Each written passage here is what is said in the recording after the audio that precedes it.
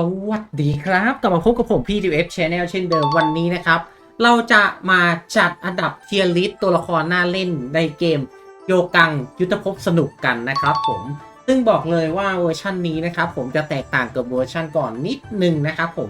ไม่เหมือนกันโดยทั้งหมดนั่นเองบอกเลยว่ารอบนี้อัปเดตมาเล่นได้ทุกอาชีพแน่นอนแล้วแต่ละอาชีพอยู่อันดับเท่าไหร่อันนี้จัดจากความเห็นส่วนตัวของตัวผมเองที่ได้เล่นภาคแรกนะครับผมแล้วก็มาเล่นเวอร์ชันนี้นั่นเองนะครับผมซึ่งจะมียังไงบ้างนะครับเดี๋ยวจะพาไปดูในคลิปวิดีโอนี้เลยก่อนจะไปชมคลิปฝากกดไลค์กด Subscribe เพื่อเป็นกำลังใจกับผม DF Channel ในการทำคลิป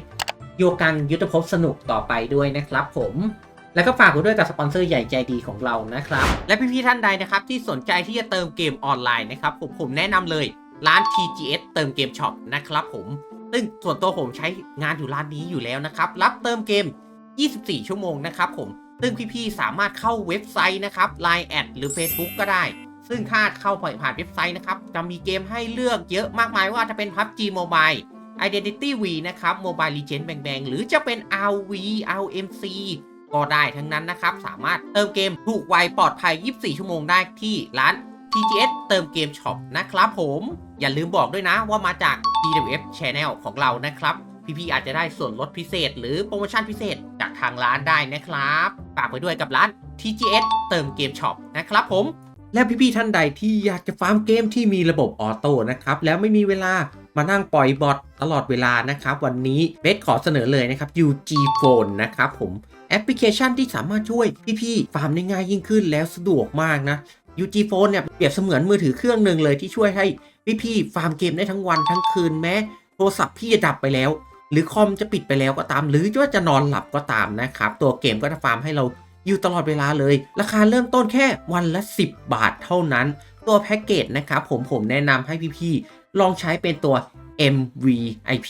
นะครับพี่สนใจนะครับสามารถดาวน์โหลด UG Phone ได้ที่ลิงก์ใต้ดีคริปชั่นนี้เลยนะครับผมเอาละครับอย่างแรกเราต้องรู้กันก่อนว่าก่อนจะจัดเทียร์ลิสต์เราต้องรู้ว่าตัวละครเกมนี้มีตัวอะไรบ้างนะครับผมอย่างแรกมีนักดาบเหมือนเดิมนะครับผมมีท่วน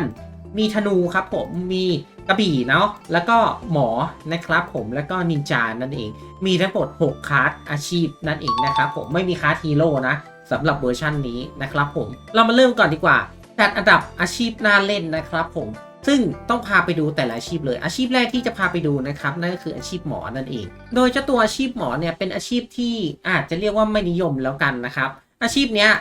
เป็นอาชีพที่ค่อนข้างจะอ่อนกว่าอาชีพอื่นถ้าพูดตามหลักก็คือค่อนข้างจะอ่อนกว่าอาชีพอื่นเพราะว่าจะมีเรื่องเก๊กเข้ามานะครับผมบัฟเก๊กอาจจะไม่ได้โจมตีตั้งแต่เริ่มเลยนะครับเรามาดูความนิยมก่อนความนิยมนะครับส่วนใหญ่จะเล่นทวนกับธนูกันผมบอกเลยว่าเวอร์ชันนี้ดาบไม่ได้เก่งเวอร์เหมือนทุกเวอร์ชันแล้วนะครับอาชีพที่ยอดฮิตจริงๆจะมีธนูกับทวนนะครับผมที่เป็นเทียร์บนเลยเนาะธนูทวนนะครับเรามาเป็นนักดาบหมอพวกนี้นะครับผมอาชีพที่คนเล่นน้อยก็เหมือนเดิมครับไม่ต้องไปไหนไกล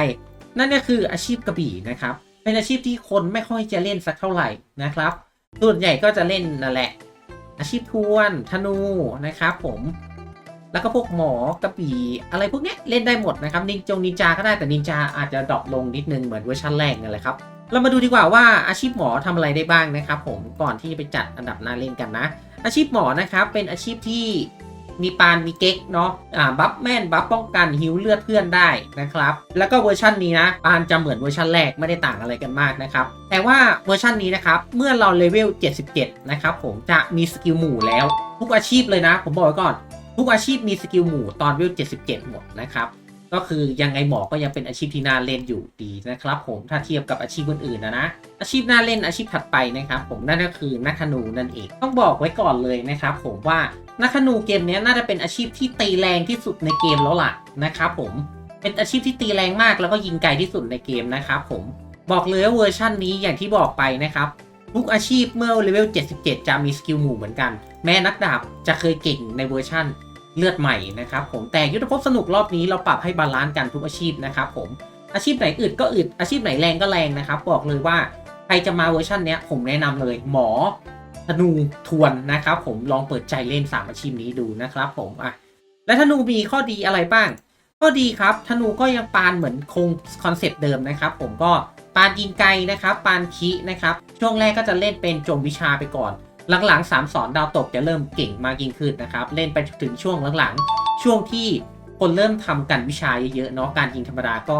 จะเข้ามาช่วยในส่วนนี้นะครับผมแล้วก็เวอร์ชันนี้ก็ยังมีบัฟให้เหมือนเดิมนะแล้วก็มีบัฟตัวใหม่ให้ด้วยนะครับผมเป็นบัฟตัวนี้ก็จะทำให้เลือดเยอะขึ้นโจมตีแรงขึ้นอะไรพวกนี้นะครับจะมีสกิลแปลกๆเข้ามาด้วยนะบอกไว้ก่อนเลยเวอร์ชันนี้เรามาเข้าสู่อันดับที่3ดีกว่านั่นก็คืออาชีพทวนนะครับเอาละครับสำหรับอาชีพทวนนะเวอร์ชันนี้จะตีแรง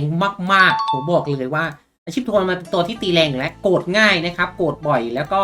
ตีแรงอยู่แล้วนะครับผมแล้วก็เวอร์ชันนี้ได้มาเรียบร้อยครับสำหรับสกิลหมู่ตอนเวล77ก็จะทำให้ตัวละครตัวนี้ยิ่งเก่งขึ้นไปอีกนะครับโกรธนานโกรธไวตีแรงด้วยมีคีย์ด้วยนะครับสำหรับอาชีพทวนก็จะเป็นอาชีพที่แนะนำให้เล่นยิ่งใครเล่นสายฟรีนะแนะนำเลยสำหรับพวกทวนดาบนะครับผมก็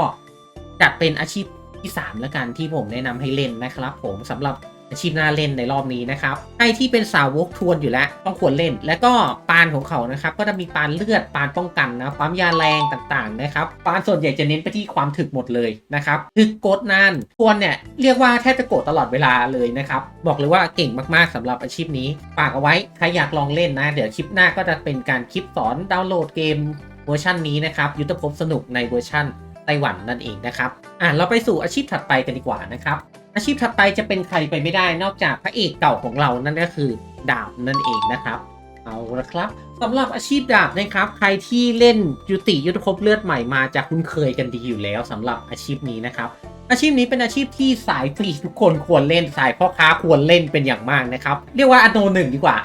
สำหรับดาบเป็นอาชีพโนหนึ่งเลยเพราะว่าเป็นอาชีพที่ถึกมากๆนะครับผมพลังป้องกันต่อเลเวลค่อนข้างสูงแล้วก็มีปานที่เสริมในเรื่องพลังป้องกันด้วยนะครับผมปานเลือดปานป้องกันก็ตัวนี้ก็จะเป็นพี่ๆของทวนเลยนะครับสำหรับเรื่องความถึกส่วนเรื่องความแรงตัดทิ้งไปได้เลยครับเป็นอาชีพที่ตีเบามากเบาแบบเบาสุดๆเลยถามว่ามีปานสะท้อนไหมมีครับแต่ว่าสะท้อนค่อนข้างต่ำมากๆสะท้อนตามพลังป้องกันของตนเองนะครับไม่ได้สะท้อนตามดาเมจที่เราได้รับนะครับผมก็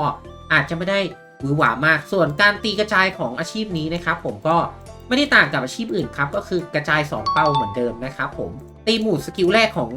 อาชีพดาบก็จะมาตอนเลเวล77เช่นกันเนาะก็จะช้าเหมือนกันสำหรับเวอร์ชันนี้นะครับเพราะถ้าเป็นเวอร์ชันก่อนเลเวล55ก็มีสกิลหมู่แล้วครับแต่เวอร์ชันนี้ไม่มีครับเริ่มที่77เหมือนกันนะครับผมก็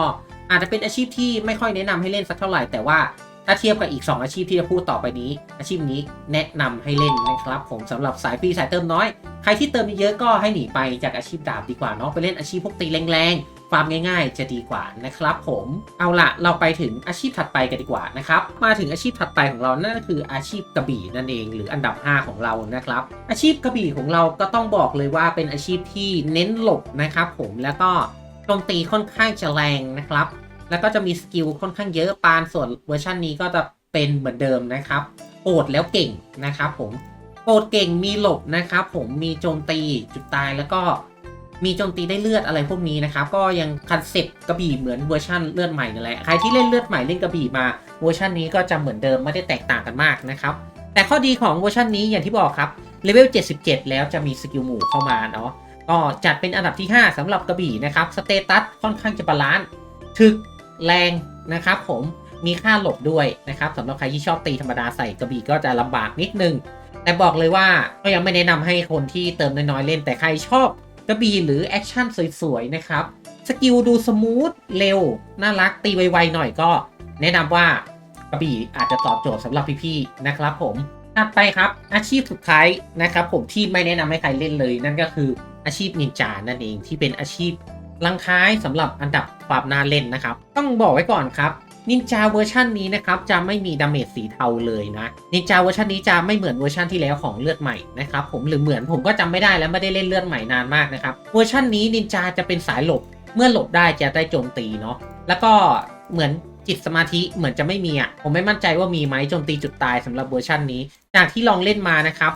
เล่นตีมอนไปเรื่อยๆผมไม่เห็นจะมีติดโจมตีจุดตายเลยที่แทงไปแล้วได้เลขขาวอะไรพวกเนี้ยผมไม่เห็นนะครับก็ไม่มั่นใจว่าจะเก่งไหมสำหรับอาชีพนินจาก็จัดไว้อันดับที่6เลยละกันสำหรับอาชีพน่าเล่นของเวอร์ชันนี้นะครับผมนินจามีอะไรดีบ้างนินจาเวอร์ชันนี้ก็ เหมือนอย่างที่บอกอะครับเวล77จะมีสกิลหมู่นะครับผมแล้วก็สกิลหมู่จะมีเอฟเฟกต์เสริมเป็นของอาชีพนินจาอยู่แล้วนะครับการเก็บลูกแก้วเนาะเอาละครับเรามาสรุปโดยรวมกันดีกว่านะครับผมอาชีพที่ผมแนะนำให้ทุกคนเล่นนะครับผมอาชีพอันดับ1ก็คือหมอนะครับอาชีพที่2ก็คือนักธนูรองลงมาก็คือทวนนะครับผมอันดับ3อันดับ4คือนักดาบเนาะอันดับ5ก็คืออาชีพกระบี่นั่นเองนะครับผมอาชีพสุดท้ายก็คือนินจาเนาะจะเป็น6อาชีพที่ผมจัดอันดับความน่าเล่นเอาไว้ประมาณนี้นะครับผมไม่ได้จัดอันดับตามความเก่งนะแต่ก็คืออันดับความน่าเล่นแล้วก็ที่คิดว่าเอามาเล่นแล้วพี่ๆจะสบายนั่นเองนะครับผมถ้าเป็นสายฟรีก็นักดาบทวนประมาณนี้ใครที่เติมเยอะๆก็ลองไปเล่นนักธนูหรือหมอก็ได้นะครับเพราะว่า2อาชีพนี้จะดิฟกว่าอาชีพอื่นเพราะว่าเรามีตีหมู่เหมือนกันเวอร์ชันนี้นะครับทุกคนเก็บเลเวลเร็วเท่ากันอย่างแน่นอนไม่เหมือนเวอร์ชันที่แล้วนะครับผมก็ใครชอบคลิปอย่างนี้นะครับการจัดเทียร์ลิสต์อันดับความน่าเล่นก็ฝากกดไลค์กด Subscribe กันไปด้วยแล้วก็อย่าลืมแชร์คลิปวิดีโอนี้ให้เพื่อนๆที่เล่นโยกังเลือดใหม่ได้ทราบด้วยนะครับว่าโยกังยุทธภพสนุกกำลังจะกลับมานะครับผมบอกเลยว่าเวอร์ชันนี้ทำมาดีแน่นอนเดี๋ยวผมจะอัปเดตระบบเรื่อยๆว่ามีอะไรเข้ามาบ้างนะครับบอกเลยว่าเวอร์ชันนี้มันอย่างแน่นอนแล้วก็เล่นยากกว่าเดิมด้วยนะครับผมส่วนวันนี้ผมขอตัวลาไปก่อนสวัสดีครับบ๊ายบาย